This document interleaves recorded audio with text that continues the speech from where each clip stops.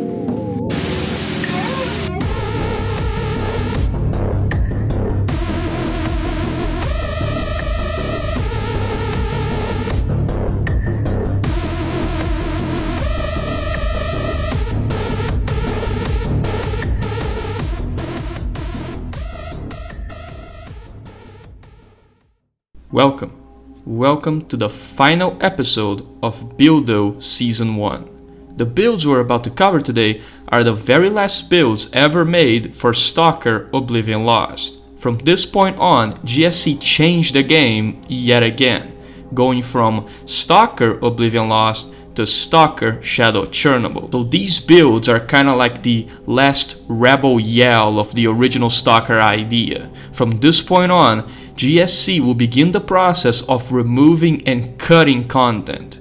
A necessary but unfortunate decision. It's really sad that they had to do this, but at the same time, they had to, or else the game would never have been finished. Regardless, without further ado, let's begin.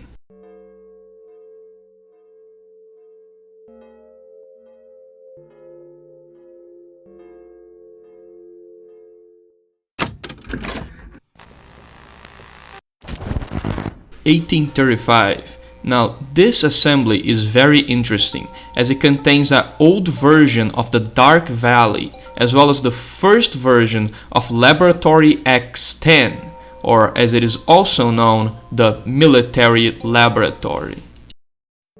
And here we are in the early Dark Valley. Now, this version of the Dark Valley is completely different from the one on release. Like, there is nothing here that was left over or reused. It's completely different. It was a whole different concept, whole different map, the works. We spawn here on this area with a building, a road, and you can kinda see some similarities, such as the construction sites. There's one here and there's another one I'll show you later. But even then, you can tell the atmosphere is completely different. My biggest criticism of this version of the map is that it looks way too similar to the garbage. Like, this version of the Dark Valley is basically just an extension of the garbage. It has the same kind of like lighting, the same sort of atmosphere, and it also has a lot of the same features. Like, example, those mountains of garbage that appear in, well, the garbage, they show up here in the Dark Valley as well, which just makes it way too similar to the garbage. Like, this is one of those maps where it was really good that they changed it, because this just gives it like no soul whatsoever. It just looks like garbage too. And to the right of where the player spawns, you can find this sort of like weird river slash some kind of like water treatment area. That's the best way they can describe it. It's a large river with very dirty water and a bunch of like pipes and what seems to be some reservoirs. I assume that this is some kind of water treatment thing, but don't quote me on it. In here we can also find a pipe that leads to the other side of this hill.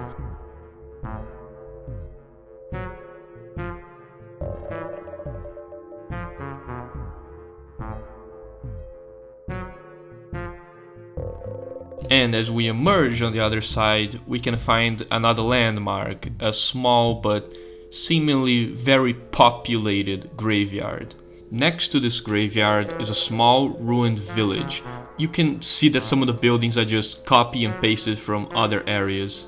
And right next to the village we have this trench filled with trash, once again looking way too similar to the garbage.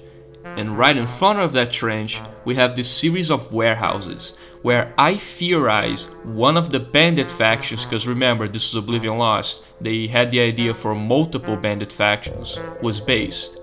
I think that this is where the player would have to go to be able to get the key to enter the lab. And talking about labs, here's the entrance to the original Lab X18. The biggest difference between this one and the one we got on release is that this one isn't so hidden. In the release game, Lab X18 is hidden in the basement of a construction site, giving this idea that, oh yeah, it's really well hidden from the world. But in here, it's just out there. You can see the Institute clear as day. It even has a guard tower to check who's going in and out. So in this version, Lab X18 wasn't really hidden. It was very easy to find.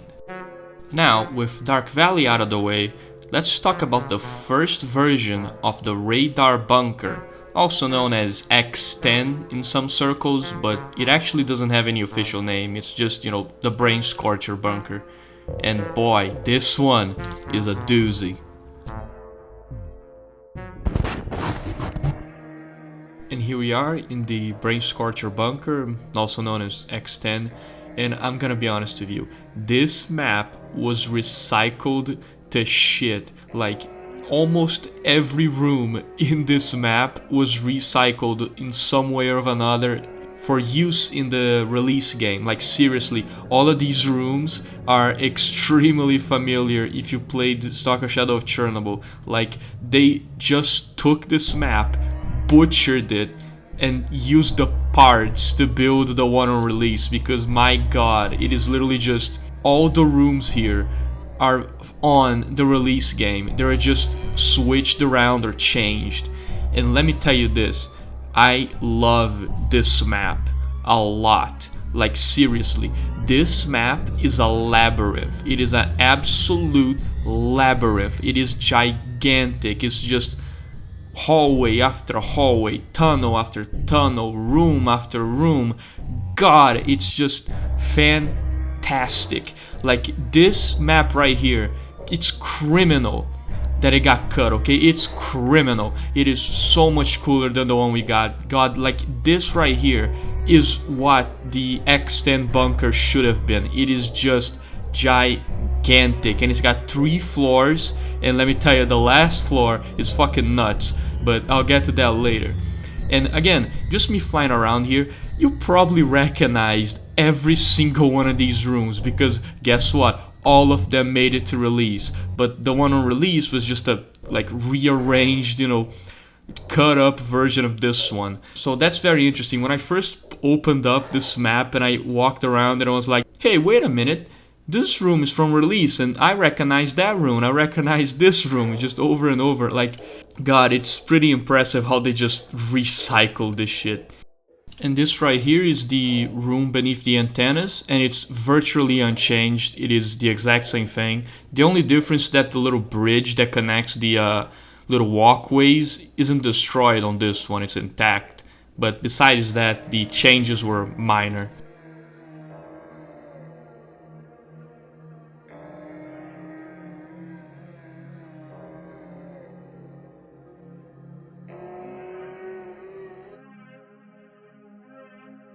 Now this area is what I like to call the cooling area. It is that corridor with those giant tanks that I presume are full of water as a way to cool the antennas. And it's exactly the one you remember from the games. It leads out into this bigger area and then into a corridor, and there's a generator, and you go through the door and there's the bottom of the incinerator, and so on and so forth. Like I said, this map got cut up and recycled very heavily. And now we're gonna descend into the lowest level of the bunker. Now this part is where it gets confusing. Like, I have no explanation for this, so I just hope that you guys in the comments can figure this out. See this place right here? Do you know what this place is? Do you recognize it? If you played enough Shadow of Chernobyl, you do. This is the Monolith Control Center, and I have no fucking clue what the hell it's doing here. Seriously, think about it. This is supposed to be the bunker for the Brain Scorcher. What the fuck is the Monolith Control Center doing here? Like, what? This area is supposed to be in the Chernobyl nuclear power plant. Like, what is it doing here? Is this some kind of like very early development thing where the Monolith Control Center used to be a different place, you know, beneath the Brain Scorcher antennas or something? Like, I have no idea why they put this here. It doesn't even have a purpose as far as I can tell, because, you know, the controls for the antennas are on the 3rd floor. This is the 4th floor, it's the basement. I don't understand why this is here. Okay, I just gave up on trying to understand it. This is some artifact from a very, very early version that sadly, you know, the context is never going to be known. This is just lost knowledge. Whatever the hell the intention behind this was, or what the devs were thinking, is just lost to time. I don't think we'll ever know why the hell this is here. It is what it is. And now, onto the next level, the final level of this build, the military laboratory. And here we are in the military laboratory. Now, I'm just gonna say this up front. If you played Call of Pripyat, like even once, then you're gonna immediately recognize this map.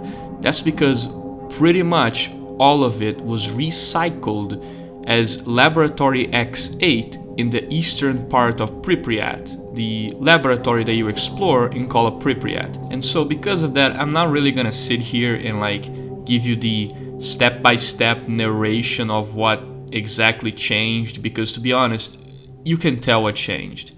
Like, this level was recycled so hard for Call of Pripyat that I don't even have to tell you what changed. You can already just see it, you know, you can look at it, you immediately recognize the room, and you can immediately recognize the differences. So I'm only going to really mention like important changes, you know, really noticeable changes and whatnot. And the first of these changes is right here on the 2nd floor. When we get here, you can already see that it's not a cafeteria. Instead, this area seems to be some kind of nurse's room or, you know, doctor's office. Now, the next couple of rooms are practically identical to the original, so instead of narrating them, I'm going to get into what this map was supposed to be originally. What was the original purpose or intent of this map? Well, you see, this map right here was supposed to be the very last area of Shadow of Chernobyl. This is where the game would end, because this bunker was supposed to be the bunker where the sea consciousness resided, and it would be beneath the generators. Basically, you would fight through the Chernobyl power plant, you would get to the sea consciousness, you would deny them, and then, you know, through some other convoluted quests, you would eventually reach the generators.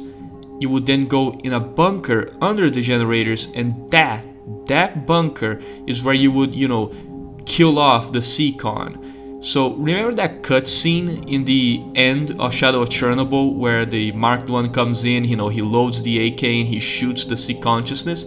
That was supposed to take place in this bunker right here. But of course, it obviously got cut. So in the final game, you jump in a teleporter and then somehow you show up at the military laboratory. Somehow, I guess. Man, what a coincidence. What a convenient teleporter. Now, I know what some of you might be wondering. What about the secret room? Machine, where's the secret room? Don't worry. The secret room is indeed available in this version. It's a little tricky to get to because you're dealing with, you know, BUILDO ladders and janky gameplay. But if you try enough times, eventually you can, you know, just glitch yourself up there. And it's really not that different from the one we got. It's pretty much the same shape. Large room, some tanks, a couple of what seems to be like control panels, and of course a side room in the top floor. But besides that, it really isn't that different. And that's it for this build. The next build is probably going to be the most interesting one of this episode because it's actually a gameplay showcase, so I'm very excited to show this one off.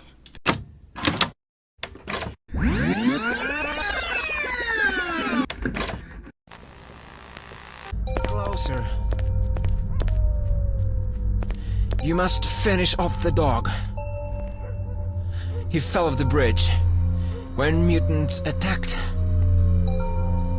take this artifact and take it to the dealer. He's waiting. Take the ammo and leave. I ain't gonna make it.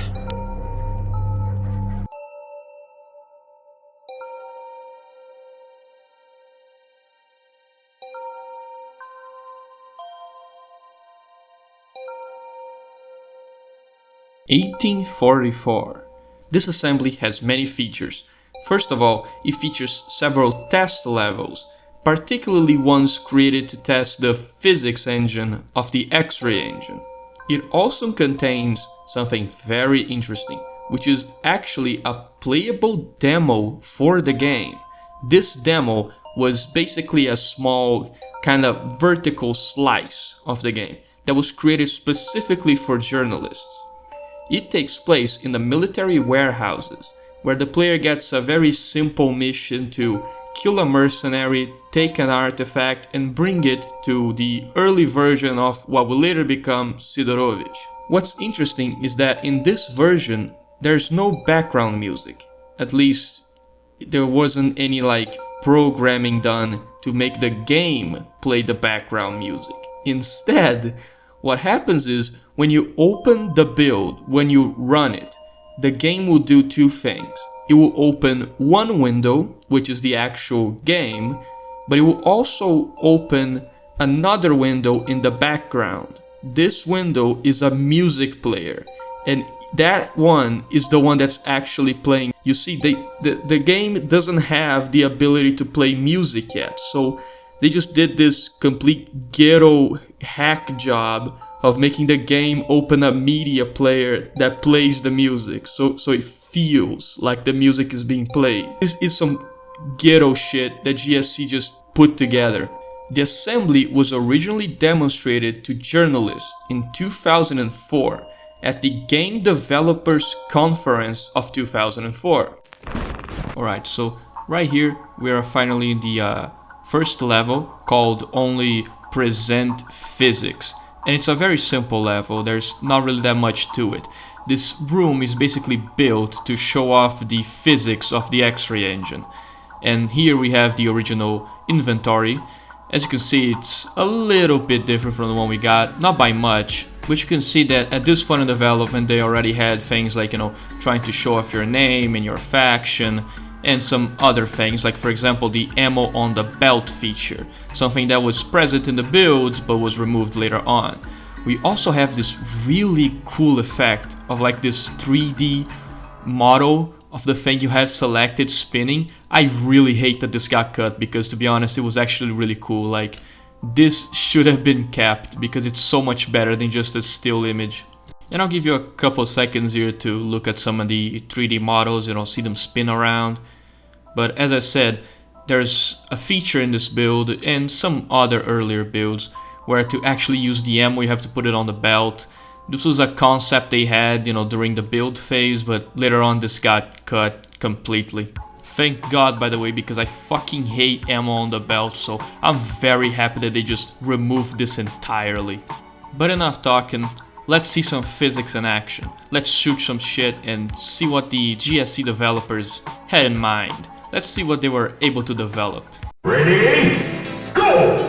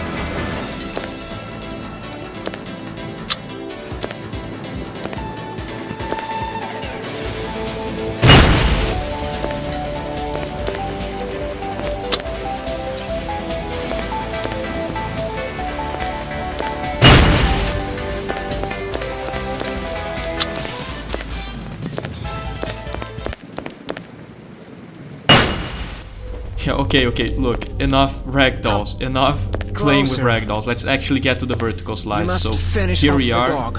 and this guy's about to die. He fell off the bridge. But before he does, he gives us a When mission. mutants attacked, take this artifact and take it to the dealer. He's waiting. And yeah, you should definitely do as he says, because there's actual enemies in this build, so you better suit up and get heated. We start off with this little AK here, and I'm just gonna put every attachment on it. And oh, there's our first enemy.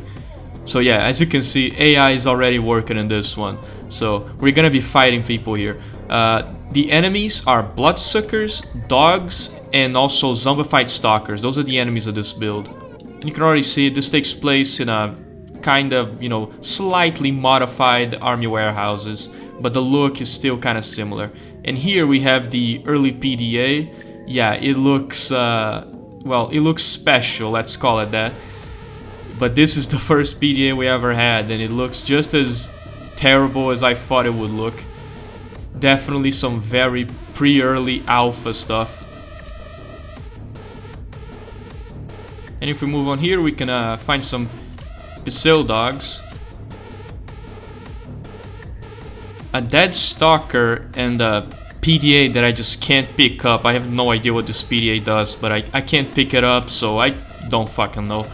Maybe they had some kind of system where after a stalker dies, he drops a PDA, but clearly wasn't implemented yet. Alright, so now we gotta find a dog. But before we do that, I'm gonna take this S.T.A.L.K.E.R here, because this S.T.A.L.K.E.R is a fucking hand cannon, okay? It is the strongest weapon in this build. It's nuts. You're gonna see, okay? I don't think I even have to tell you. You will see how powerful this thing is. Yeah, no wonder it got cut. It was a fucking Gauss rifle. Alright, so dog should be around here. I think he's to the right of the bridge. I think next to that BTR in the house over there. That's where he is. So we gotta track him down, kill him, and take the artifact. And now the artifact he's carrying is actually very cool, because if you've been following this series, or if you just watch the iceberg, you're gonna immediately recognize what artifact it is. So you're gonna like it, okay?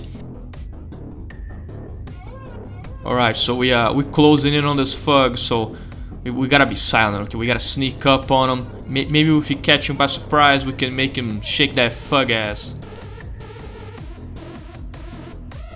I mean, as long as he doesn't see me, that is. Or else I'm just gonna blast him.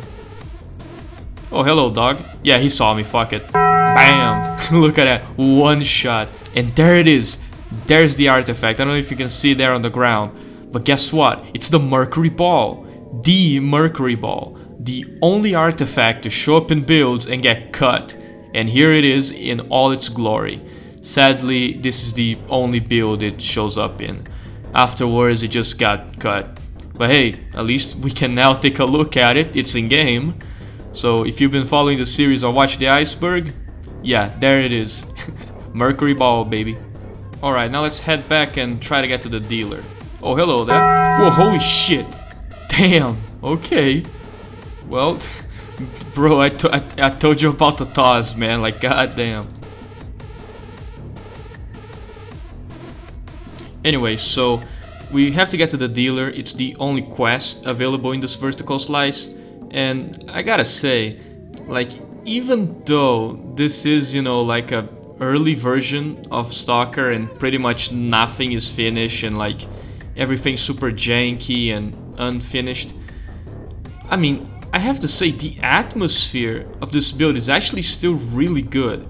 Like, GSC Game World is just so good at creating just deeply immersive game worlds that even though this is a beta, this is a like pre-alpha shit, the sounds, the background music, the rain, the world, the screams of the mutants, it actually still manages to be pretty immersive. Like, I enjoy playing this build. It's really not that bad. So it really goes to show, like, even though the game is horribly unfinished, GSC is just that good. And now we're approaching here the abandoned farmstead. In the final game, this is where duty is located. You know, they're trying to destroy freedom. And it really hasn't changed that much. It's the exact same thing on release. 3 houses, one of them is a barn, the other one you can enter, and the other one is empty. Really not that different. Right, now we are approaching the old Bloodsucker village, and there's a lot of bloodsuckers here, okay? So we're gonna show them the power, the unstoppable power of this fucking shotgun. Wait, actually, hold up. Zombified stalker here. Alright, let's see how he stands against the power of this weapon. Hey, hello, buddy. See ya. Alright, now let's look for a bloodsucker. Alright, now where are they? Oh shit, dogs. Okay. And a bloodsucker. Oh yeah, alright. They all want a piece of me. Come here. Holy shit, even a bloodsucker, man. Like 2 barrels of this shit just kills everything. It's literally an infinity damage weapon. Like, bruh, look at that. One shot, just one shot eliminates everything. God damn. Yeah, this definitely needed to be rebalanced before release.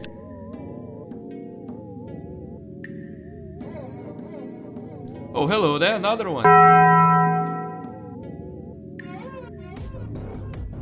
Alright, enough bullying a bunch of mutants in the Bloodsucker village. Let's actually continue to the dealer.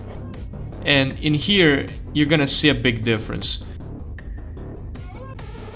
The checkpoint featured in the final game is not here.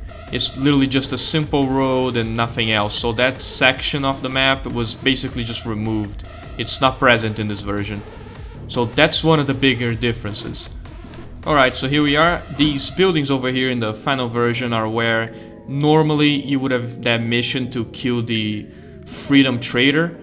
And they're pretty much identical in this version to the one in the final game. Except for the fact that there isn't those like big cinder blocks in the side of the building. Those are missing here. But the general shape and idea of the area is practically the same. Alright, so the dealer should be around here like a little hidden bunker. Yeah, it's right over there, they found it.